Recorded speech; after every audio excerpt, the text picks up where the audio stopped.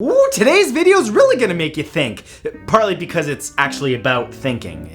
And your own brain, you get the idea. Doctors and scientists are still unlocking the mysteries of the brain, but in the meantime, many stories have been formed without basis about it. So in this video, I'm going to be taking 7 of the most commonly believed myths that you likely still believe about the brain and explain the truth behind them. Today we're going to be reaching deep into your mind, I promise it won't be as weird as it sounds, and squash some myths that you might still believe about it. This is 7 myths you still believe about the brain. The myth that we only use 10% of our brains. Originating in the early 1900s from American psychologist William James, this myth that everybody's heard says that we only use 10% of our brains, often going on to say that if we could use more than 10%, we would possess incredible mental abilities far beyond any human's limitations. The myth gained popularity due to famous geniuses like Albert Einstein and Margaret Mead talking about it, which means that the fact that it's a lie is truly surprising. Now, while it's true that some areas of the brain are more active than others at certain times,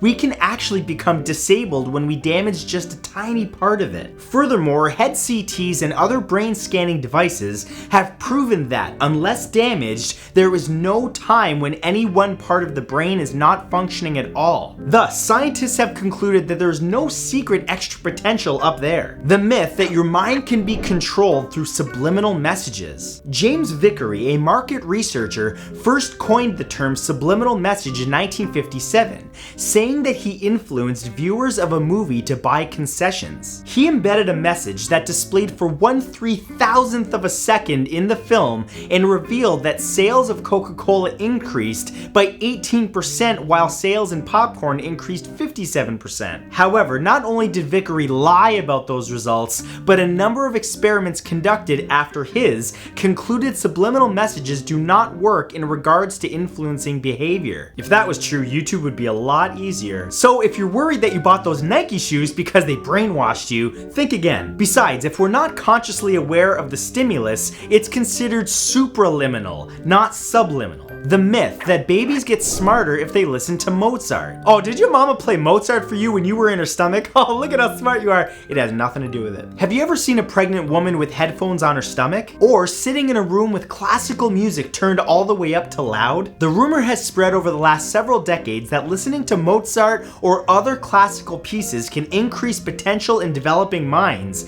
including while that mind is still in the mother's womb. The notion actually started back in the 1950s from an ear, throat, and nose doctor named Albert Tomatis, who used Mozart's music to help combat speech and auditory disorders. However, multiple modern-day studies have failed to recreate the same outcome, leading to the original experiment's founders to go back on their results, claiming that they never said that it would make the subject smarter at all. Backpedaling. Oh, sorry, it's a cough I got. The myth that left-brained people and right-brained people are different. You've likely heard about how logical and rational left-brained people are, or perhaps how artistic and creative right-brained people are. You may have even thought long and hard about which side you might be. Well, I'm here to tell you that technically you're both. See, we actually use both hemispheres of our brains for every cognitive function. This whole myth stemmed from data that psychologists have used to determine differences in personality types, in addition to the fact that there were some people who process emotional expression more in the right of the brain and process language more in the left. However, images captured of the brain reveal logic and creativity both use the whole thing, not just one side. The myth that you can get amnesia from a hit to the head.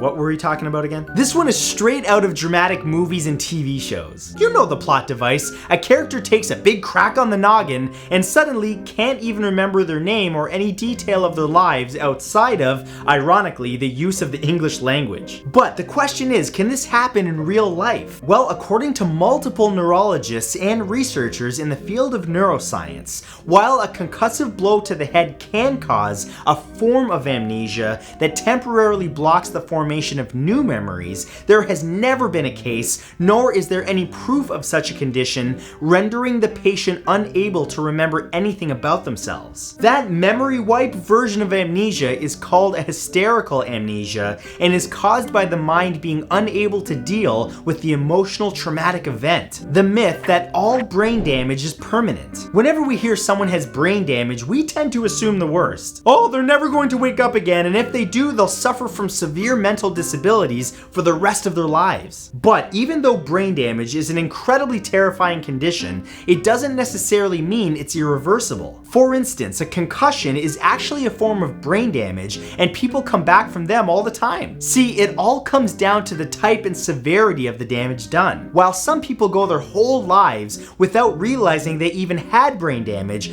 others suffer horrific consequences and sadly don't come back from it. So if you got a bump on the noggin, don't worry, it's not the end of the world, I promise you. The myth that alcohol kills brain cells. Oh yeah, we've all heard this one, especially if you've ever gone out on the weekend and feel a little slow the next day. We're all likely aware of the effects of alcohol either personally or by witnessing them.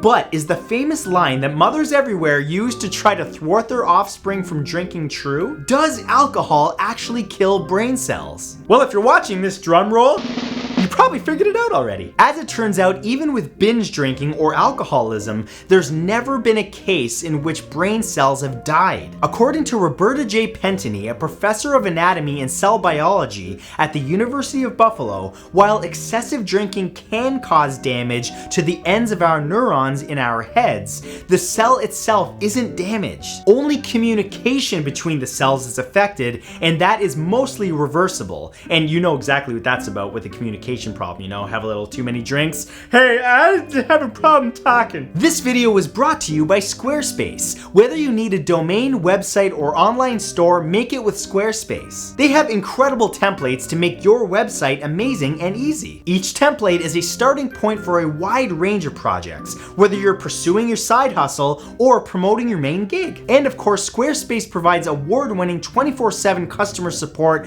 to help. So go to squarespace.com/Santoro for a free trial, and when you're ready to launch, you'll save 10% off your first purchase of a website or domain. Thanks again so much to Squarespace for sponsoring this video. And thanks to you for watching, but we're not done yet. On your screen, there's 2 more videos that you can tap to check out right now, or if you want to check out all of my most recent videos, you can tap that little iCard in the corner of your screen. Take care, guys, and I'll see you in the next video. Bye-bye!